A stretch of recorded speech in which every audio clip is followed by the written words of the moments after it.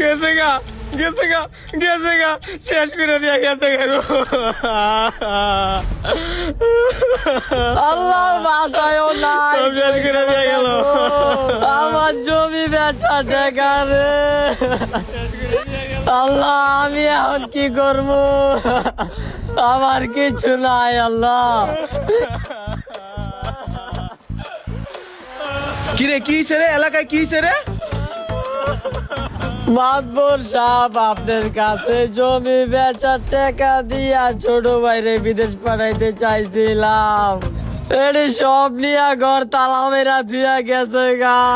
আমার মার স্বর্ণ বেচা টাকা নিয়ে গেছে গা।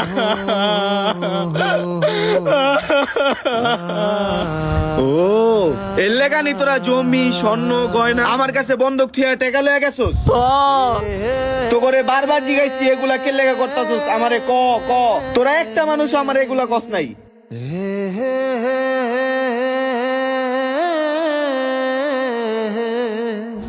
তোগো মতো বোকা মাইনছের মাথায় এমনি মানুষ কাটাল বাইঙ্গা খায়। লোভে পাপ, পাপে মৃত্যু। কেউ যদি বিদেশের কথা কয়া রাতারাতি বড়লোক হওয়ার স্বপ্ন দেখায়, আগে যাচাই বাছাই করা দরকার।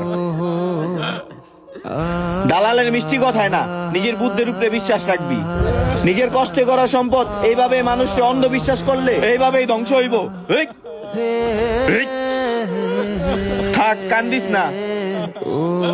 বিশেষ করে এরকম কাজকর্মগুলো গ্রাম অঞ্চলে একটু বেশি হয়, তাই আপনারা একটু সাবধানে থাকবেন। শুধু বিদেশ না, প্রতি ক্ষেত্রে মানুষের কথায় না পটে নিজের বুদ্ধি দিয়ে সবকিছু যাচাই বাছাই করবেন।